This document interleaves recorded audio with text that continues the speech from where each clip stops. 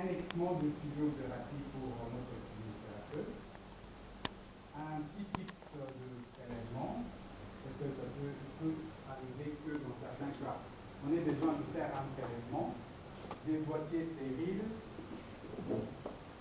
des compresses, du savon liquide, de l'eau potable et ainsi de suite, selon le besoin.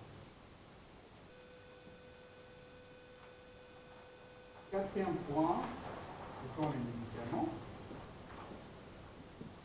Et dans notre pouce, nous avons retenu les analgésiques du premier palier de l'OMS, ceux du deuxième, la morphine orale, parce qu'on nous a appris qu'il n'y a pas de soins palliatifs sans morphine, des laxatifs, des antiémétiques, des anxiolytiques, des antiactifs, des inhibiteurs de la pompe à proton, des antibiotiques, des corticoïdes, des antipaluvéens et tant d'autres selon le besoin.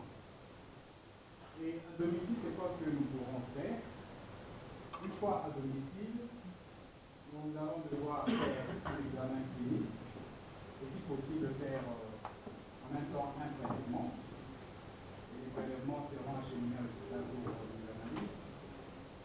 On va devoir établir une perception et nous allons finir par notre contenu qui est très important. Pourquoi? Parce qu'il nous permet de connaître, de déceler les véritables problèmes, les véritables besoins du malade et de sa communauté.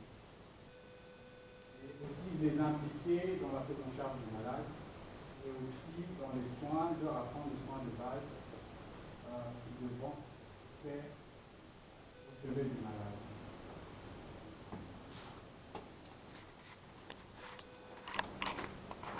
En conclusion, et très rapide, je dis ceci, les soins palliatifs devront être envisagés comme une approche holistique, afin de pouvoir améliorer la qualité de vie, même en dehors de l'hôpital.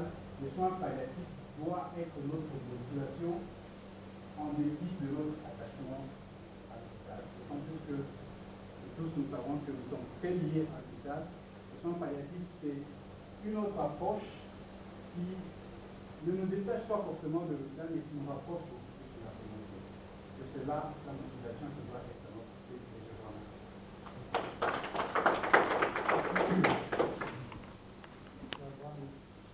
Merci. Je suis à votre disposition pour les quelques questions qui peuvent être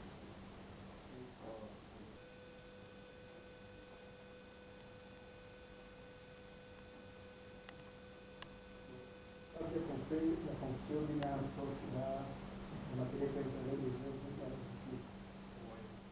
Effectivement, il peut se faire que nous nous retrouvions dans un milieu où il n'y a pas d'électricité, le malade est dans une chambre qui n'est pas suffisamment éclairée, l'humidité peut encore peu élevée, et même pour certaines affections de la bouche, ça peut effectivement aider à pouvoir Quindi deve essere il suo. Non, je parlais des kits des cas dans les palliatifs. kits, oui. Il y a vraiment des bagages là avec des